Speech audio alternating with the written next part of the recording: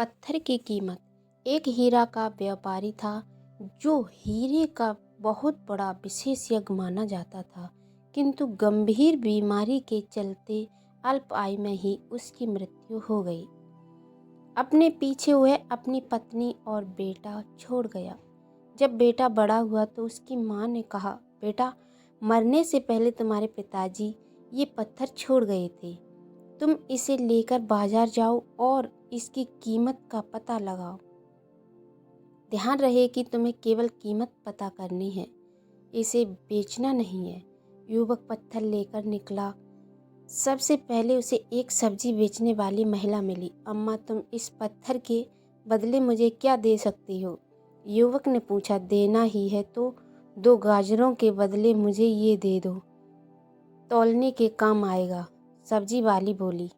युवक आगे बढ़ गया। इस बार वो एक दुकानदार के पास गया और उससे पत्थर की कीमत जाननी चाहिए। दुकानदार बोला, इसके बदले में अधिक से अधिक 500 रुपये दे सकता हूँ।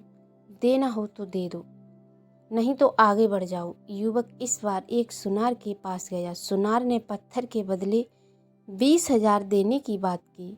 फिर वह हीरे की एक प्रतिष्ठित दुकान पर गया। वहाँ उसे पत्थर के बदले 1 लाख रुपए का प्रस्ताव मिला और अंत में युवक शहर के सबसे बड़े हीरा विशेषज्ञ के पास पहुंचा और बोला, श्रीमान, कृपया इस पत्थर की कीमत बताने का कष्ट करें। विशेषज्ञ ने ध्यान से पत्थर का निरीक्षण किया और आश्चर्य से युवक की तरफ देखते हुए बोला, यह तो एक अमूल्य हीरा है। करोड़ों रुपए देकर भी ऐसा हीरा मिलना मुश्किल है। मित्रों, यदि हम गहराई से सोचें तो ऐसा ही मूल्यवान हमारा मानव जीवन भी है।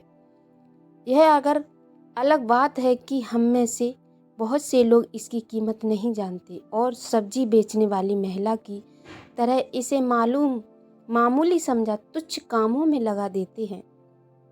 आइए हम प्रार्थना करें कि ईश्वर हमें इस मूल्यवान जीवन को समझने की सद्बुद्धि दे और भजन सिमरन से हम हीरे के विशेषज्ञ की तरह इस जीवन का मूल्य आंक सकें।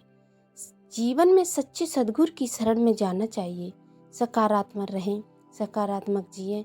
इस संसार में सबसे बड़ी संपत्ति बुद्धि, सबसे बड़ा हथियार धैर्य, सबसे बढ़िया दवा हंसी है और आश्चर्य की बात है कि ये सब निःशुल्क है। सोच बदलो, जिंदगी बदल जाएगी।